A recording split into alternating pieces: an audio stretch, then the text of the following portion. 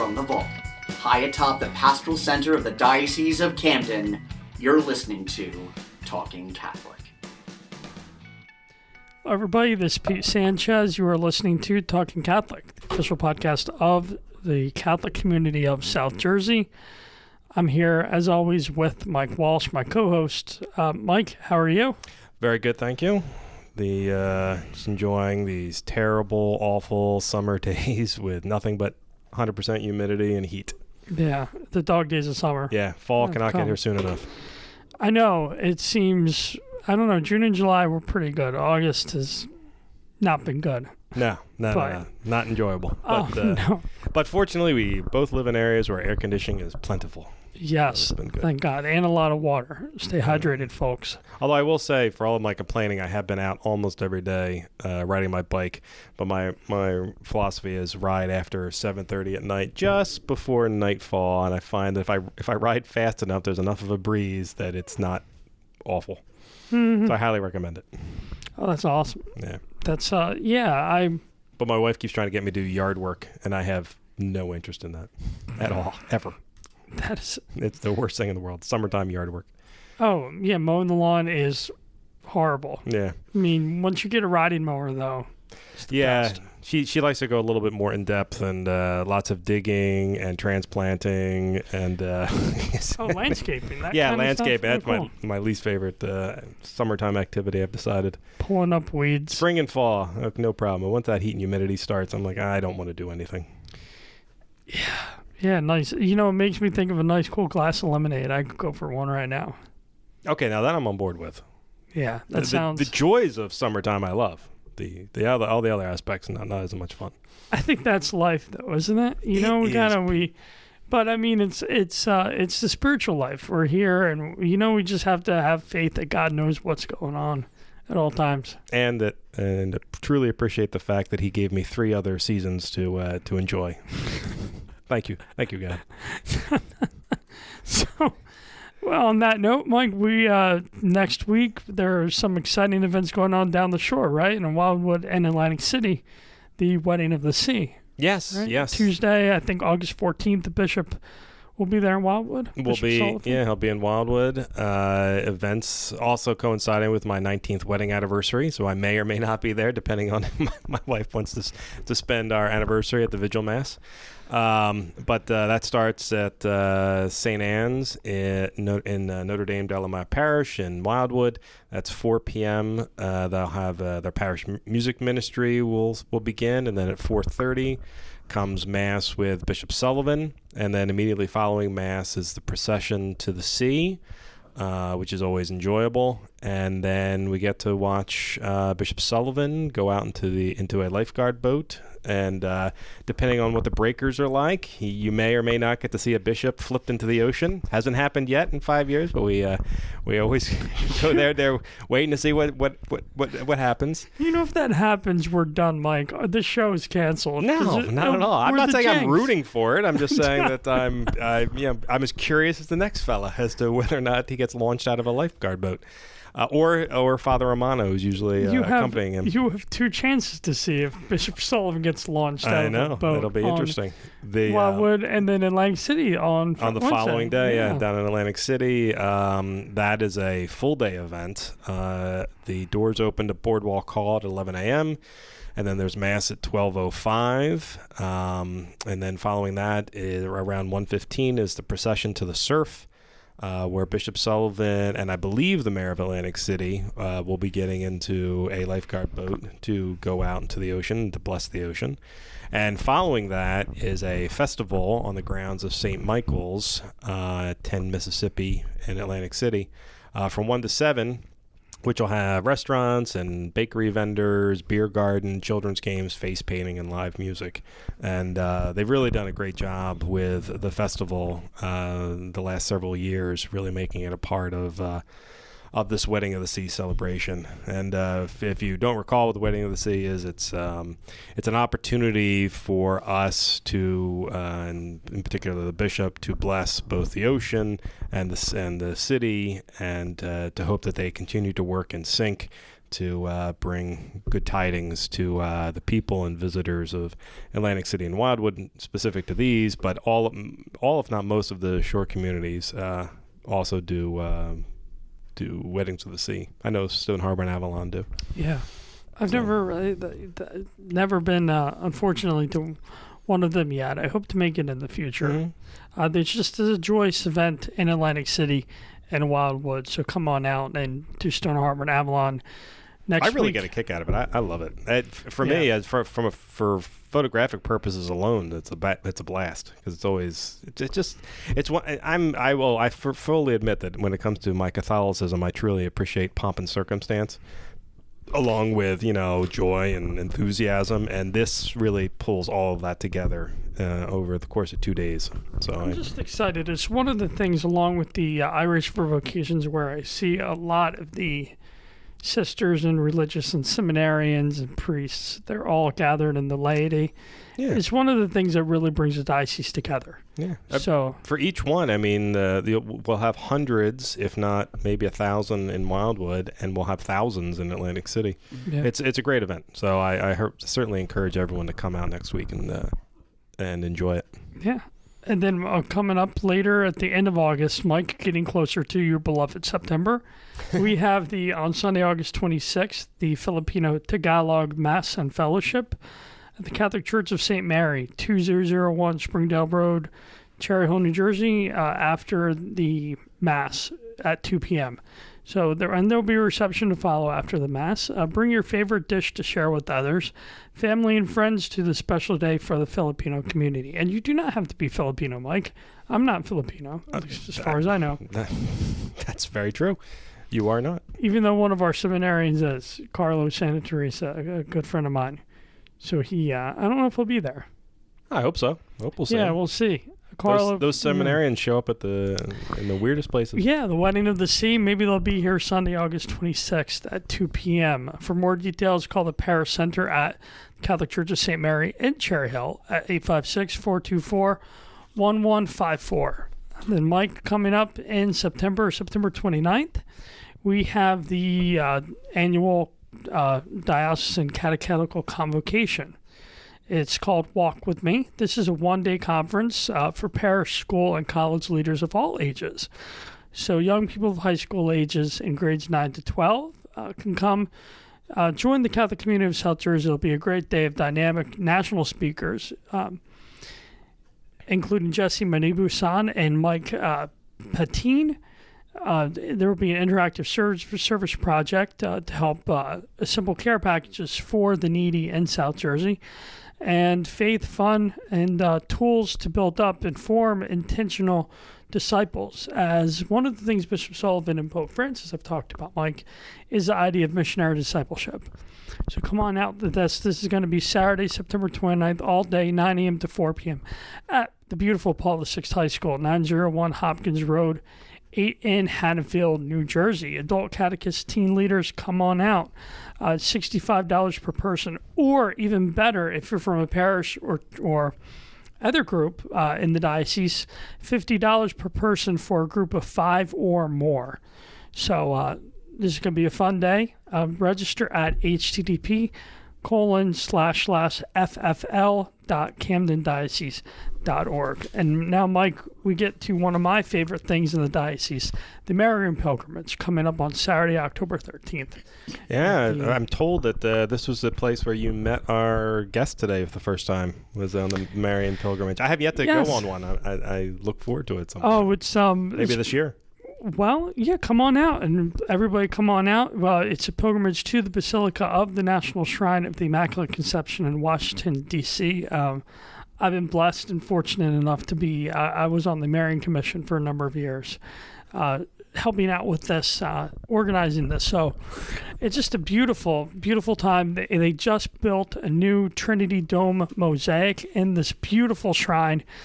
There's going to be, Bishop Sullivan is going to celebrate Mass. There's going to be a concert of sacred music, a procession of all the parishes in the diocese. I love it. They each have their banners. The Holy Rosary will be said in many languages, reflecting the diversity of our diocese. And then, of course, the Sacrament of Confession. And then I'm curious. Do you have to go down as part of a bus group, or could people individually go down? If no, yeah, you can go down on your own. Mm-hmm. I'm not sure what exactly. I don't know what time it is, but contact. It's all day, really. I think the buses leave early. From my experience, they leave early, and I think the mass probably starts around 10. But there's a beautiful gift shop, and should we lead into our guest, Mike? Yeah, who might be able to correct Sister, any of your mistakes. Sister Dorothy Aloisio. Did I say that correctly, Sister? Yes. How are you? She's our guest today from, she's Pastoral Associate at Our Lady of Hope Parish in Blackwood. And she's a Franciscan, what is she? Franciscan Missionary of the Immaculate Heart of Mary. Okay, thank you. And so with the pilgrimage, what did you think about I think the it? Mass is later. If I'm not mistaken, 11 a.m. It's a concert. That's in the lower church. You're right. Where Upper there are church, confessions and so on. Usually at 1 starts the procession of the parishes. Okay. 1 or 1:30. I don't know if they changed the schedule. Yeah, I'm not sure. I'm not too sure either. Because usually Mass is around 3, and then from there the pilgrims go to their buses. Mm-hmm. I know last year my wife and I were hoping to go, but 2 years. or not right 2 years ago we were hoping to go, but we felt it was going to require a coin flip because at the time we weren't sure what to do with the kids. But and then I'm not sure why, but I think I had won the coin flip, and for whatever reason I couldn't go, and I think something else came up as a conflict, work related, and I wasn't. So I was very disappointed. I wasn't. It's a beautiful experience. Yeah, it is. And Saturday, October 13th, and also what's great about they have the crypts in the church too, in the lower church and upper with icons of the Blessed Virgin from different. Am I saying that right? Icons. Yes. Of the different mosaics. Mosaic, yeah, and. It's just beautiful. So make it a weekend. Go to the Marian pilgrimage. Go to the Basilica. Then maybe go to the Smithsonian. Mm-hmm. Go to the St. John Paul II Center. Catholic University is right there too. Catholic University of America. And not far from there, is the Franciscan monastery called the Holy Land of America. They have the replicas of the places in the Holy Land. Really? That's very close to the Basilica. So if you drive yourself, make it a point. I think it's on 14th and Quincy. 14th Coming and Quincy. down to go to the Basilica, you pass the street from Monroe. Wow. I've never heard of that. Thank you. Franciscan Monastery, Holy Land of America. Look it up online. It's beautiful. Replicas of the places in the Holy Land. That sounds beautiful. I've only taken a bus, so we go down and then Right.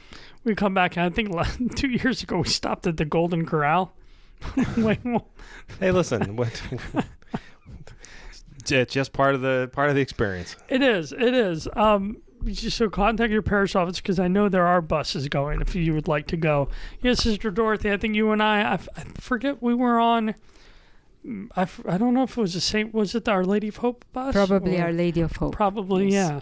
So that's a fun experience. Go with fellow Catholics, fellow faithful. Contact your own parish office or call 856-939-1769.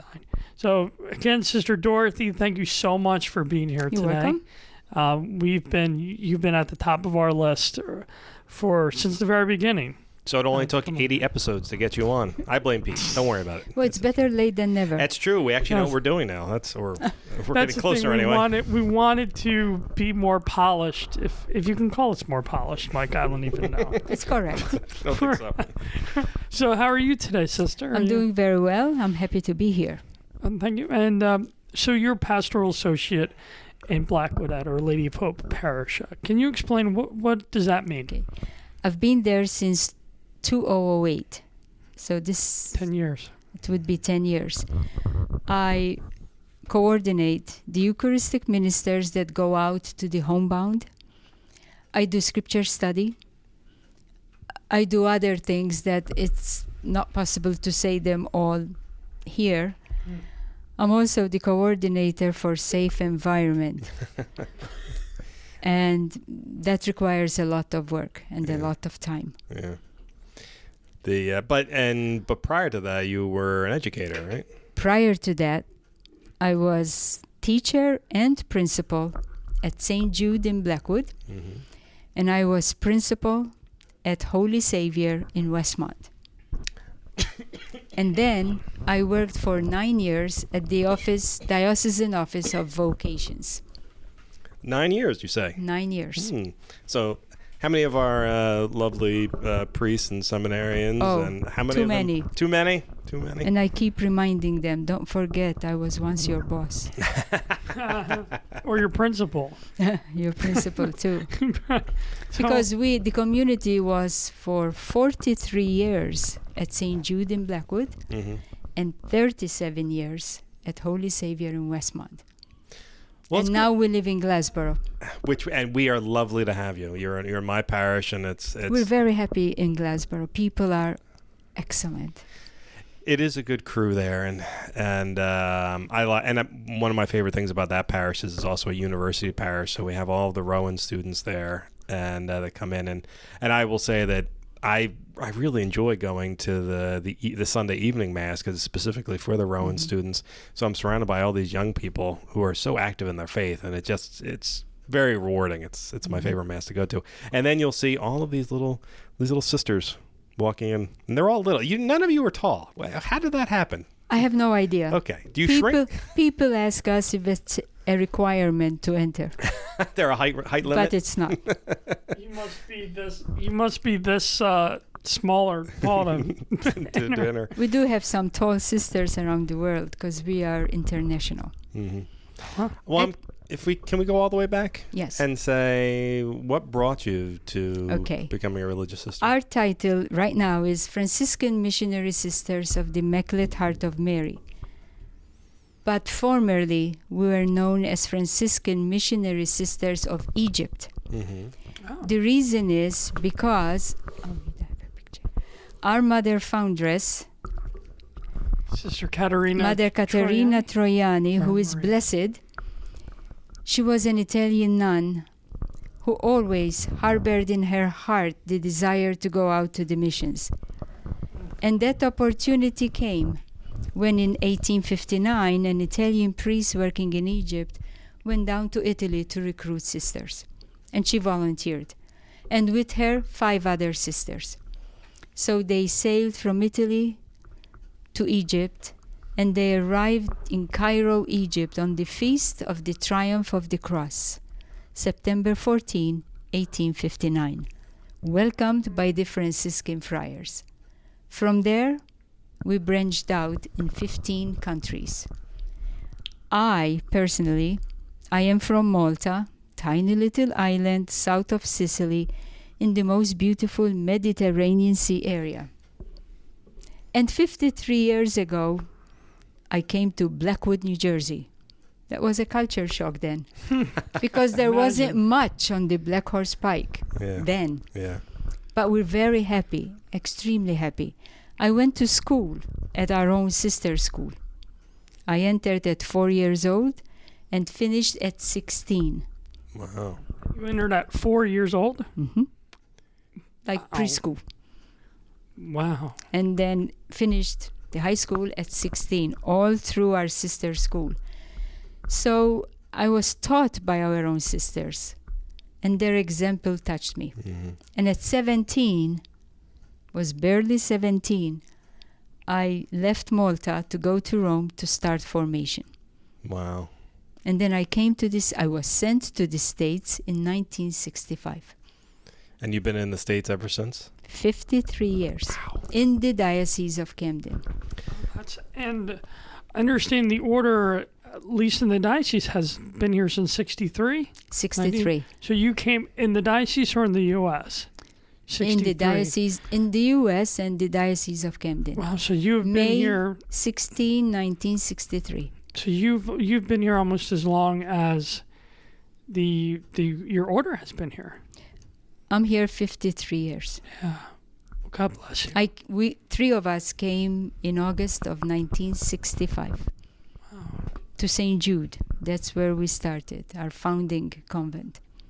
And what was your first assignment? You were Teaching 5th grade with 59 students. Oh, 59 fifth Yes. graders. Yes. Whee! I have Wow. one that can barely handle it. I see many of them today and their grandparents. It makes me a spiritual great-grandmother. Mm-hmm. well, I think a living saint too. I think there's some truth to that, yeah. 59. And how long were you a how long were you a 5th fifth grade grade, teacher? and then I taught 6th, 7th, and 8th. The big angels. the junior high. You went Yes, from fifth- junior wow. high.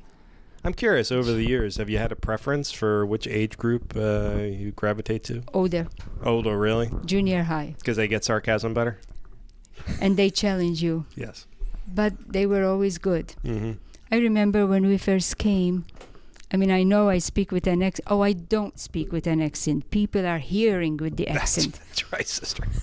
But if I would say a word, because we were brought up with the British English, Mm-hmm. and I could feel my habit being pulled. So one of the boys who drove me crazy would say, "Sister, don't say it that way. This is how we say it." Very nicely. Mm-hmm. Yeah. So, The it's funny. I went to school to be a teacher, and as you can see, didn't work out. But I teach in different ways now, That's as right. opposed to in a classroom. But similarly, I was deathly afraid of working with young kids, and mostly because I can only communicate through sarcasm, and young children don't understand sarcasm. Oh, really? I know, it's shocking. But I loved teaching high schoolers, and I have had opportunities to teach in college in short settings, and I love it. I love it so much. I love the interaction, the going back and forth. I've often said that once I leave this job many years from now, I don't want to be a full professor, but an adjunct professor somewhere. I could see myself living out my days. that's good. I would love it, but you get such interesting questions and such interesting perspective being with people from the age of 13 to 22. Well, I taught after I finished from the Office of Vocations, I taught for 1 year at Camden Catholic High School. Oh, yeah. And I enjoyed it. Mm-hmm. Sophomores and juniors, 2005 to 2006. Wow, excellent memory. I don't remember which classes I had. 2005. Okay. The move from schools to parish life, was that a bit of a challenge for you, or were you ready for that? Well, first of all, after Holy Savior, where I was principal for 8 or 9 years, so you're in administration, I went back to St. Jude's to teach. That was a very difficult transition, to go back to the classroom. Then I taught 6th grade. That was the most difficult. Going to work at the Office of Vocations, no, because one of my responsibilities when we had more Catholic schools in the diocese was to visit all the Catholic schools for vocation days and most religious education program. Yeah. Wow. All over the diocese. A lot of miles. A lot of miles. That's before GPS. I was just thinking about that the other day. How much GPS has made my life so much easier. I don't have to nearly get into a car accident looking at my printed out directions. But our youth minister tells the youth, you know what GPS is? Give, pray, serve. That is an excellent, better usage of that acronym. I agree. I'll remember that. Give, pray, serve. And with and I was thinking about, as a teacher or principal, this time your mind would, in past years, your mind would go back to, the beginning of school in a couple of weeks. Mm-hmm. Is that something that you like? You don't have to, don't want to say worry, but you don't have to think about That's that right. so much. So now, You're right. is it, but I continue my work now, yeah. Without having to worry. Teachers leaving, you have to hire teachers, and sometimes at the very close to the beginning of the school year, Mm-hmm. I'm just waiting for the first day I'll see the yellow school bus. I don't know when that's going to happen. August is always the most difficult time for me because it reminds me of high school football camp, which I was. The anxiety that the last 2 weeks of August, it just tons of anxiety for me as because there's a smell in the air that happens, and it immediately takes me back to high school and going, oh man, I gotta go to football camp in a week. That was no fun whatsoever. Where did you go to high school, Mike? Gloucester Catholic. Oh, you went to Gloucester Catholic. Yeah. I was definitely not the world's greatest football player, so That's it was it was a lot of terror for me to go to football camp. It reminds me of being in college, being an RA, because at St. Joe's University we'd go back early enough, but then we'd go back 2 weeks, maybe even 2.5 weeks to train. So I think at this time, 10-something years ago, I'd be preparing to get my head back into school and get training and just be sitting in sessions all day and doing whatnot, setting up my room. So it's good to, you're right, sister, I kind of like this rhythm now of, but I know some people who do like the summers. Like how would you spend your summers when you were in the teaching environment? Would you? At home. In the convent, doing other things, doing the things you didn't have time to do during the year. And some of us, because we are so far away from the family, during those summer months, some go home to visit families. But we who have to fly to go home, we go home every 2 years, which isn't bad. Every 2 years, yes. And you have a lot of family over there still? My family is small, but I still have family. But I live with other 2 sisters that their family is in Malta.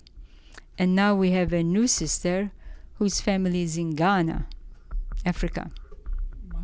And we have a sister from Egypt, but most of her family is in East Brunswick. Okay. And your mother house is in Glassboro? No, that's a convent. The convent. A real That's what I mother meant. house. Okay. A real mother house, the founding convent is in Cairo, Egypt. That makes sense. In Rome, we have the generalate, where Mother General is, her council, and there's a whole community. There's also a school. But when we go home, we fly Philadelphia, Rome, spend some time there, and then go home. Because Rome, Malta is 1 hour, 15 minutes. I misspoke. I meant to say the convent. Yes. I don't know. I said the mother house. It's in Glassboro. Glassboro. So and that's not too far from Blackwood, right? That's pretty close. 28 minutes, depending on traffic. Oh, 28. Oh, 28, 25. We're surrounded by many student houses. Yes, we are. Especially where we are. Yes. It's really built up, that area. This is where they live, because it's cheaper if they live with 3 other boys than being in a dorm. Yeah.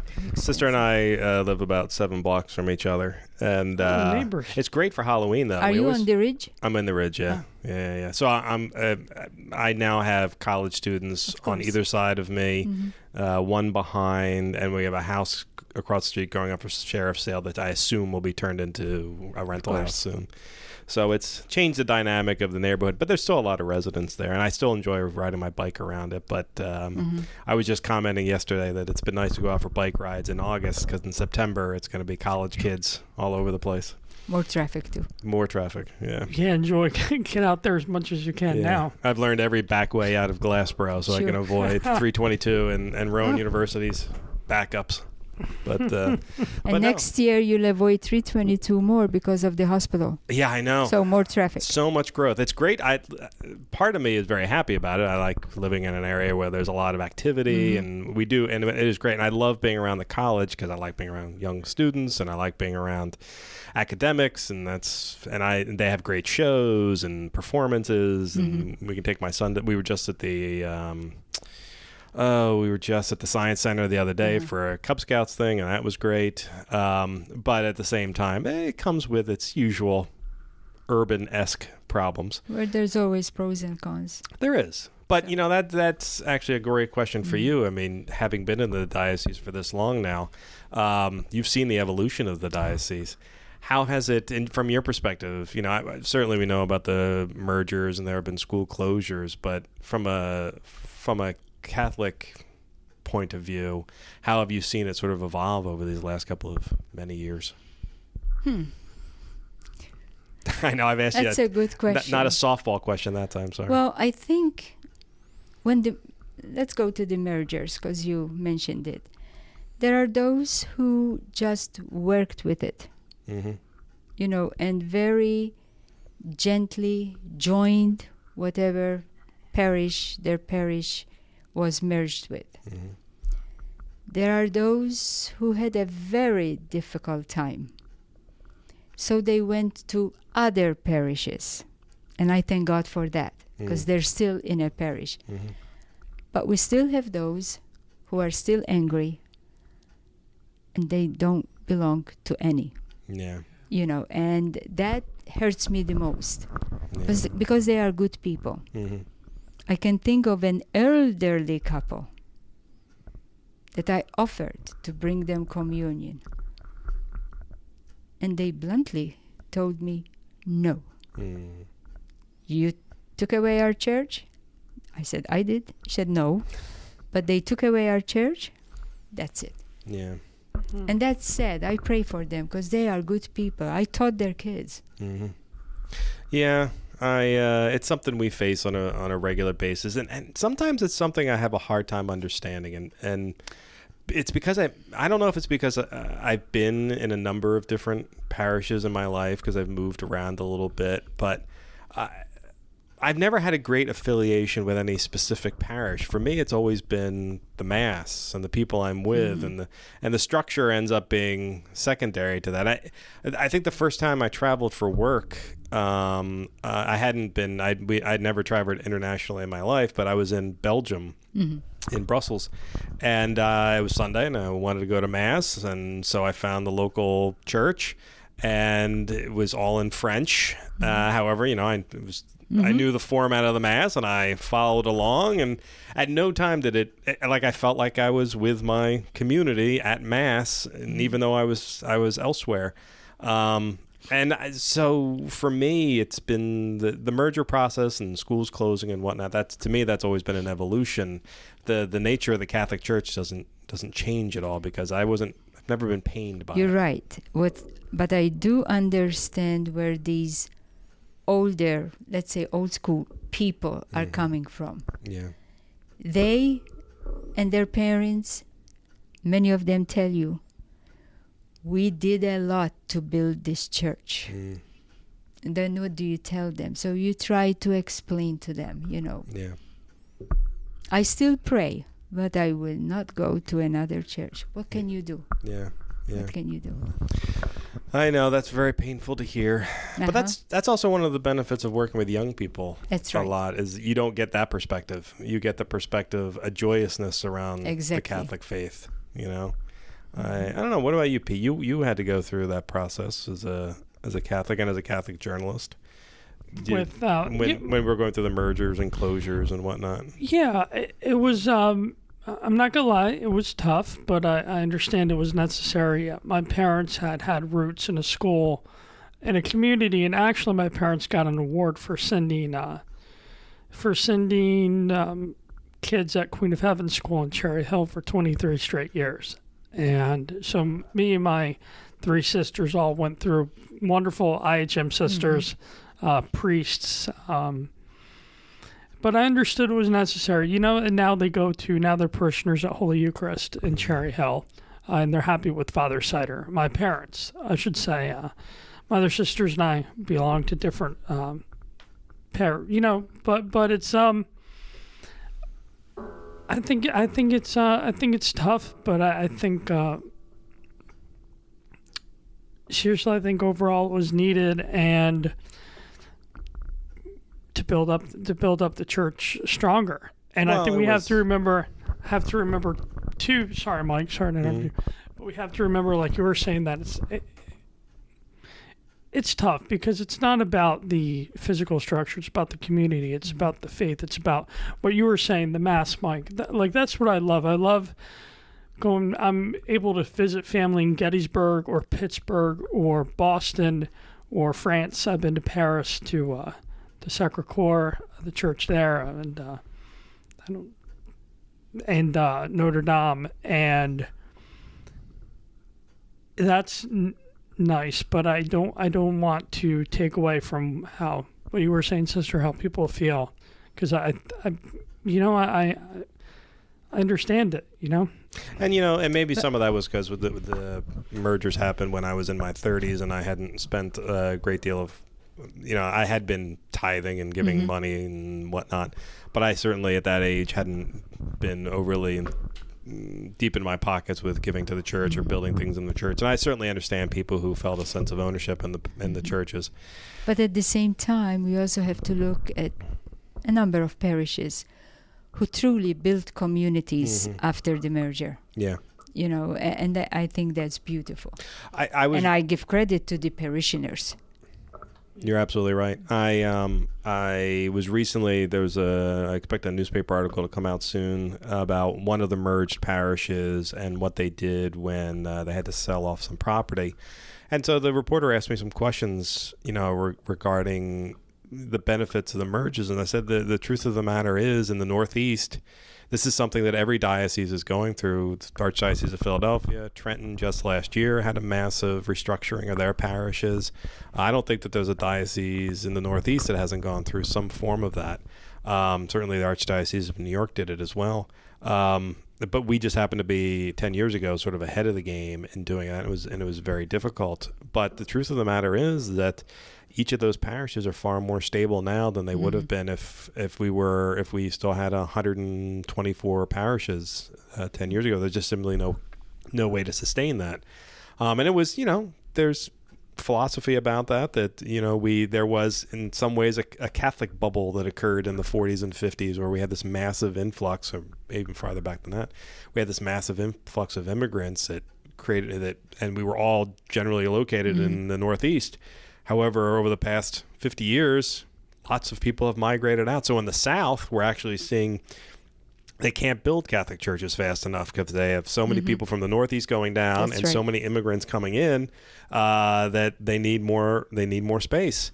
Whereas in us, a lot of those people have moved on, so it ends up being an evolution. But and it's difficult and it's painful, but it's also life. It's the way these are the way things work. So I look at my fellow Catholics who are here with me now, and hopefully the generation we're cultivating to come behind us, and all of the great seminarians that you've brought in, all the great students that you have, and now they're grandkids. Yes.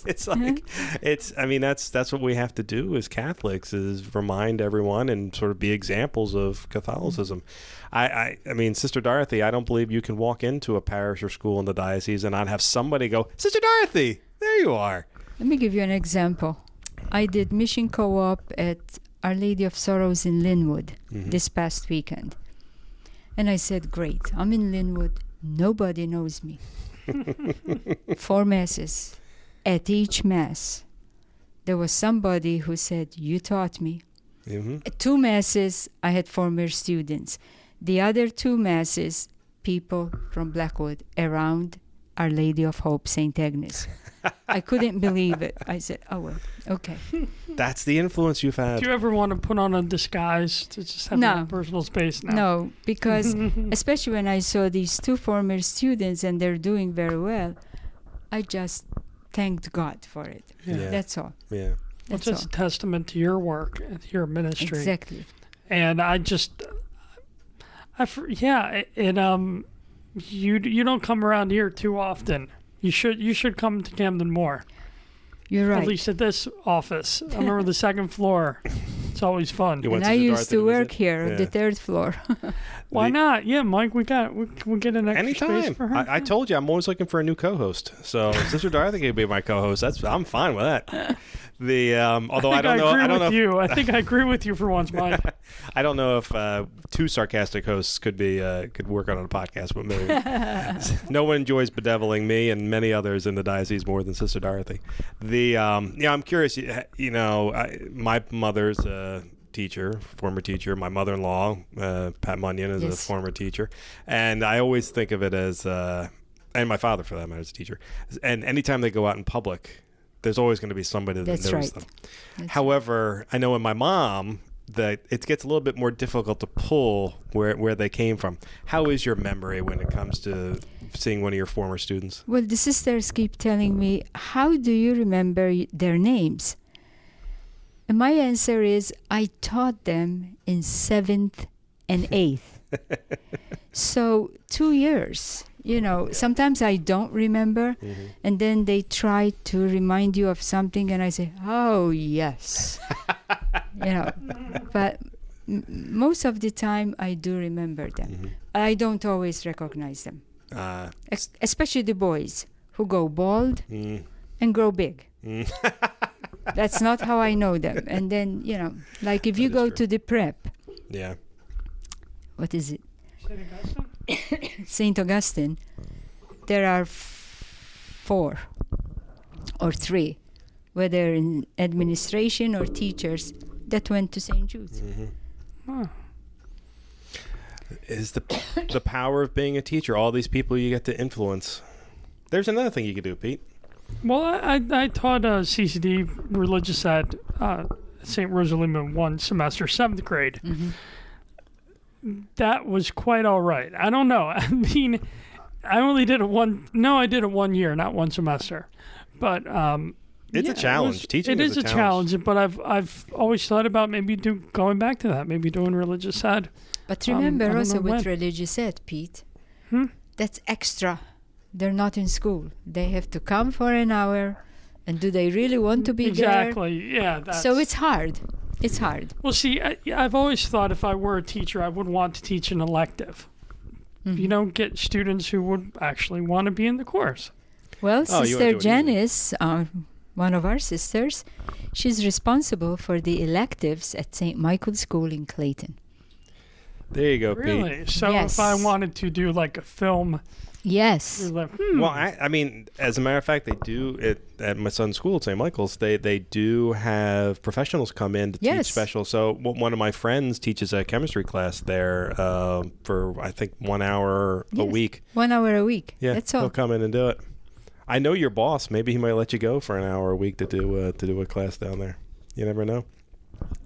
Talk to Miss Bruni or Sister Janice and see. like sister, yeah. I mean, this has made me think of there are a lot of movies I've seen down the line. I'm a big movie fan. I don't know about you. Do you watch movies? It depends. I like movies. There's a lot of and maybe Mike, you know, we're kind of getting ready for back to school. Do you have any? There are a lot of teacher movies out there. I'm thinking of like Stand and Deliver, Dead Poet Society. Oh, Dead Poet Society, definitely. That is it good? Sure. Or I don't know. Or I'm just. So even like Remember the Titans, that was the. Do you know I never saw that movie? No. No. Filmed at Gettysburg College. I didn't realize that. Yeah. But that's a great. I'm just thinking because that was a high school. That was a high school teacher. Football. That was a high school football team. Mm-hmm. No, there are a bunch of great movies out there regarding teachers. There's a lot of good influences for teachers as well. You know, there's great examples and yeah, but it is a special calling to be someone who I did it probably a little bit too young. I was had only worked professionally for about 2 years. I think I was about 27 when I taught at Gloucester Catholic for a year. And it was a great experience, but I could have used another year or two of seasoning before I get in there, just because at 27 you're still, of course, I'm barely, and as you well know, Sister Dorothy, men tend to be immature a wee bit longer than women. Amen. So yeah, so I maybe at 30 I might have been more mentally prepared for being a teacher, but now I would go back in a heartbeat. But also, teaching today, the teachers have many more requirements. They're being asked to do many things. So I strongly feel, as a former educator, that we have to go back to having respect for teachers. Yeah. Because once you spend an hour in a classroom, then you won't complain about the teachers. That is true. Okay, they do their best. They really do their best, and they love those children. Mm-hmm. And they're human. Exactly. They have all the same failings of the rest of us, so they can have a bad day as well. my son is going into 5th grade, so we've had roughly 6 years of including kindergarten, or 5 years of including kindergarten of him. And I will say that I now have a better understanding for sort of the, differentiation of teachers that are out there. He hasn't had a bad one in the bunch yet. I've liked every single one of his teachers, but they've all had interesting personalities, Of course. and completely different sort of ways of working with the class. And I, other parents will sometimes have concerns because of that. And I go, well, yeah, but listen, we have to deal with all sorts of different kinds of people all the time. We have to learn how to sort of succeed in spite of that sometimes. This is giving the kids an opportunity to learn from somebody new. And he is in a very healthy, small, family Catholic school. He is. They do great things with those children. They really do. I couldn't be more happy than when we made the decision to send him there. Not just because I'm an alumnus. I really do think they do a great job there. And they have great teachers. And So is Father Josh Nevitt. Miss Bruni was his principal. Was she? Yes. I didn't realize that. At St. Catherine's there. Yeah. Yeah, that would Yes. have been, sure, yeah. No, I left just a few years before Miss Bruni got there. Right. But she affected my sister. No, we're both looking at you, Pete. We thought you would say something brilliant. You want to say something nice about St. Michael's? Speechless. There you go. I don't know St. Michael's. I'll just have to take your word for it, Mike. Okay. And sisters, with vocations, what would you say what would you say for any young men or women kind of trying to figure out their place in life? I would tell them that once you start feeling a little nudge in the heart, just a little, do something about it. Talk to somebody. Don't just let it go. I strongly feel vocations are out there, but there are too many distractions for our young It's true. kids. Yeah. And the Lord calls whoever He wants and whenever He wants. But I think we too have stopped tapping people on the shoulder like it did in the past, telling them, did you think that you could make a good priest, or did you think you could make a good sister? That is true. We don't say that as much anymore. And how did that call come to you? How did that? I went to the Catholic school that our own sisters ran. I remember I was in the 5th grade, and I'm very good in languages and spelling. Math, I struggled. I always passed, but I couldn't go with a failure home. But I always passed, but I struggled. And there was this one sister, and we were a class of 50 girls, all girls, imagine. But she was so she taught us math, always kind and nice with us. She never lost her cool, always took the time. And I went home one day, I said to my mother, I think I want to become like sister, her name was Bernadette. My mother didn't make fun of me. She simply said, you're a little bit, I was 10, what did I know? She said, but if that's what God wants, your father and I will help you. And at 17, I joined them. Wow. It stayed with me. That's such a power of positive influences. The teacher who had the cool demeanor, Sister Bernadette, and your parents, God bless them, that, from that age they could. And it sounded like... and I was the oldest. Oh, how many were in your family? We were 4. 4. I was the oldest, then 2 boys and a girl. One of my brothers died in 1993 of brain tumor, but we were 4. Oh. It sounded like you were a very faith-filled household for your mom to say that to you. In those days, yes. You went to Mass every day in those days. Different. You didn't miss Mass over Sunday. We didn't have Saturday. I always went to the early Mass because then fasting was 24 hours. Oy. And I wouldn't make it for the 12 o'clock Mass, definitely. That's what my dad was telling me. Now, Yes. I don't know if it was 24 hours. 24 and hours. this is, I think. Or the night before. Let's the night put it before. that way. And that's something I try to do. I don't do it all the time, but on Sundays, if I know I'm going to go to a morning Mass, I'll try not to eat anything. But I remember he was born in Cuba, and he remembers. being hungry, and all they'd get was milk That's on right. Saturday night. So you got to go to Mass in the morning. So that's something I kind of think I don't know. I feel like there should be more Traditions? penitential. Oh, Yeah, I penitential. think those. I think that kind of. I don't know. I'd like to bring back. I know some Orthodox Christians every Friday they fast.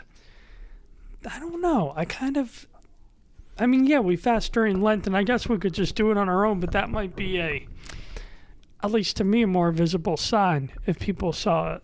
But I also think I don't know. we need to have, again, more education about our faith, our Catholic faith, to the adults. Yeah. Yeah. I think that's where we have to start. More education to the adults, respect for the Eucharist. The 2 days of fasting in Lent, no meat every Friday of Lent. Again, re-educate them. Yeah. That is the hardest part. We've talked about this on the podcast a few times, is that in my childhood I had a good formation.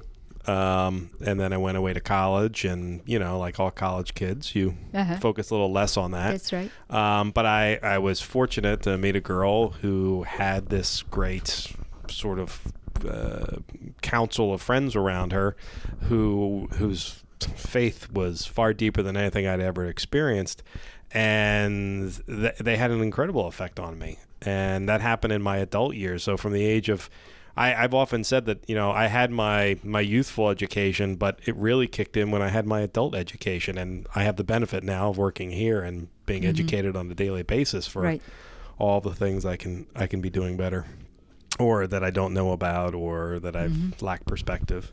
But for that matter, I personally did not know that fasting 24 hours before Mass the following Or day. the night from the night before, That's- but you know. I certainly didn't grow up with that. But just think, we do it when we have to go for a certain kind of blood work. Sure. It's on fasting. Think about it. That's true. You I know. just did it recently, as a matter of fact, and it was a sacrifice. Yeah. But it came back fine, so I'm fine, everybody. Don't No worry about good. it. I might need a new co-host. No, you're Maybe stuck not. with me, pal. I'm not going anywhere. But anyway, that's good. If a person in their mind, maybe they haven't been asked, but or maybe they've been asked years ago and they haven't really thought about it since, but you have that thought in the back of your head, am I being called to something else?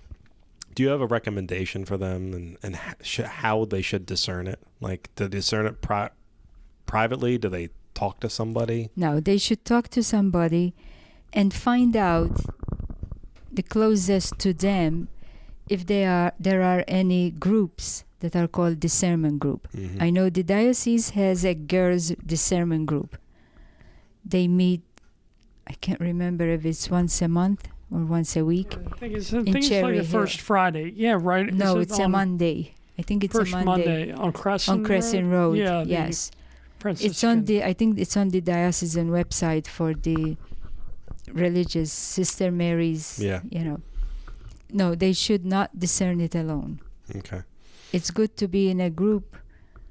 And Carrigan also in Williamstown has a discernment group. Okay.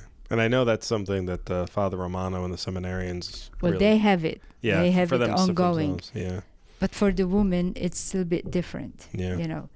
And especially if a woman feels attracted to certain community, then she should call that community and discern with them. Yeah. I met a woman about a year ago who her discernment process was to visit with a couple of communities. I think she spent a week with Yes. each one, and at the end of it really felt drawn to one community over all the rest. And I saw her just recently. She could not be happier. She's been there for a year. She's still in the novitiate phase, but man, she's almost reborn. Well, The joy she has. that's a very healthy discernment, because for religious life you have diocesan priesthood diocesan priesthood, religious life, there are so many, and I think they should visit, spend time with them, visit another one, and then pray and try to come to a conclusion, whatever the Spirit is leading you. Yeah. Is that possible to do internationally? Like, for instance, if somebody from locally wanted to discern a group out of Germany, is that? I cannot answer that Okay. because she would have to write to the community. Mm-hmm. Okay. It's Cool. difficult, Yeah. very difficult. Yeah. Curious. Okay. Well, unfortunately, I think we have to tie up. But Pete, did you have any last questions for Sister? Yeah, Sister, just at the end of most of these programs, we like to ask the final question. What advice? I mean, I'm always...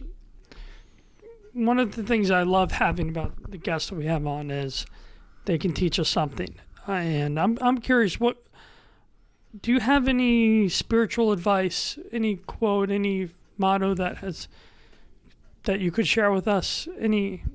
Something you've learned along the way? I keep quoting our Mother Foundress, Mother Caterina Troiani. She always said, "All for the glory of God and the salvation of souls." That was her famous saying. That is very succinct and very true. And she had difficulties when she started, Mhm. But she also had great devotion to Jesus, Mary, and Joseph, but a great devotion to Saint Joseph. Wow. Whatever she asked him, she obtained. Okay. It's called faith. Amen. That's beautiful. That's very Ignatian. St. Ignatius, ad majorem Dei gloriam, for the greater glory of God. Okay. Well, Sister Dorothy, thank you very much for You're joining welcome. us. My You are pleasure. welcome anytime Thank you. to tell us what we're doing wrong. Then Pete, thank you very much. This has been Thank very you. nice. Thank you for Yeah. setting this up with Sister Dorothy. And to all of our listeners, thank you for listening in. And Give us 5 stars yeah, right. on iTunes so we can better serve the community of South Jersey. So We can people better can- reach. Thank you. out. You got it. Thank you, Sister. And I'll Thank pray you, for Sister. Oh, Thank you. thank you. More importantly, thank you, Sister.